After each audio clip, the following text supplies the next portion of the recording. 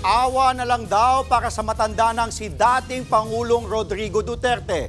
Yan po ang mensahe ng common law wife niyang si Hanilet Avancenia ngayong isang buwan nang nakakulong si Digong sa ICC. Nasa frontline ng balitang yan, Simon Gualvez. Sama-samang nagsindi ng kandila, nagdasal at nagsikantahan ng mga taga-suporta ni dating Pangulong Rodrigo Duterte para sa isang buwan na niyang pananatili sa kulungan ng International Criminal Court dito sa The Hague. Ginawa ang prayer vigil sa tapat mismo ng ICC. Ang panawagan pa rin nila, pauwi na sa bansa ang dating Pangulo. Dumalo rin sa prayer rally ang common law wife ni Digong na si Hanilet Avancenia. Pinapalakas na namin ang loob niya. Sabi ko, pray lang tayo, pray lang tayo. Pananampalataya na sa Diyos. Sabi niya, kung ano daw ang will ng Panginoon sa kanya. Ayun ang...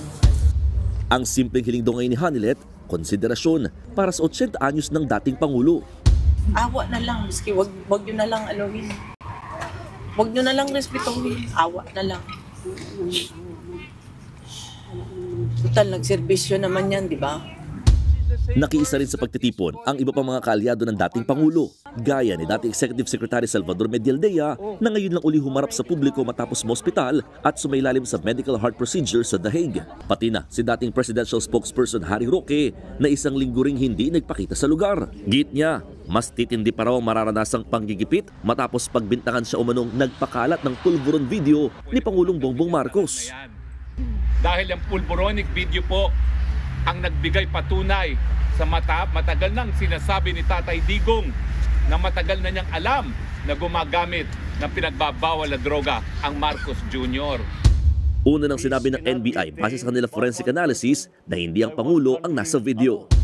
5 buwan pa bago muling sasalang si dating Pangulong Duterte sa ICC Court para sa confirmation of charges. At sa mga panahon bago yan, nakatakdang din ginaman ng iba't ibang motion ng pwedeng ihain ng magkabilang kampo, kabilang na ang posibleng interim release ng dating Pangulo. Mula rito sa The Netherlands, nagbabalita mula sa Frontline, Mon Gualvez, News 5. Mga kapatid, Andre Felix po.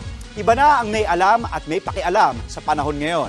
Para sa tuloy-tuloy na balitaan sa Frontline kahit weekend, mag-follow at subscribe sa social media pages ng News 5.